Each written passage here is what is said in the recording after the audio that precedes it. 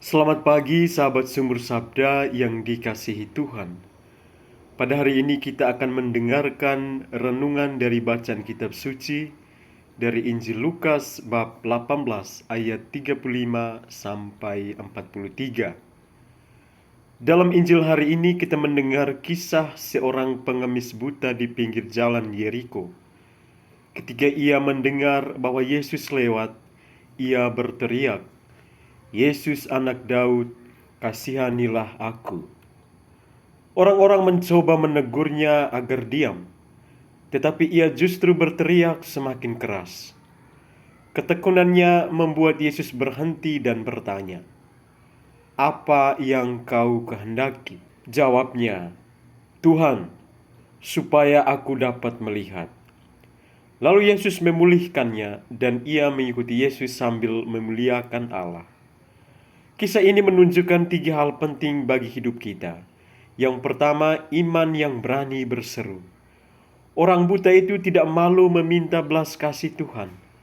Ia sadar bahwa hanya Yesus yang mampu memulihkan hidupnya. Dalam hidup kita, sering kita menahan diri, malu, atau merasa doa kita tidak layak. Padahal Tuhan mendengar setiap seruan hati, terutama yang lahir dari kerinduan mendalam. Yang kedua, ketekunan yang tidak mudah menyerah.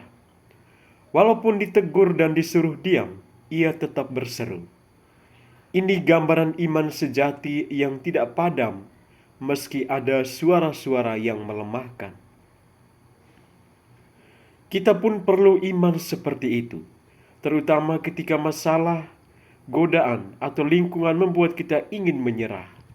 Yang ketiga, pemulihan yang mengubah hidup. Setelah disembuhkan, ia tidak kembali ke hidup lama. Ia mengikuti Yesus. Kesembuhan dari Tuhan selalu mengajak kita untuk hidup baru, lebih taat, lebih bersyukur, lebih dekat dengan Kristus. Saudara-saudari terkasih, marilah kita datang kepada Tuhan dengan keberanian seperti orang buta di Yeriko. Jangan biarkan suara keraguan, rasa malu, atau tekanan hidup membuat kita berhenti berseru. Katakan dengan iman, "Tuhan, supaya aku dapat melihat." Mintalah agar Tuhan membuka mata hati kita untuk melihat kebaikannya, jalannya, dan kehendaknya. Dan ketika Tuhan menjamah hidup kita, marilah kita mengikuti Dia dengan penuh syukur. Imanmu telah menyelamatkan engkau. Amin.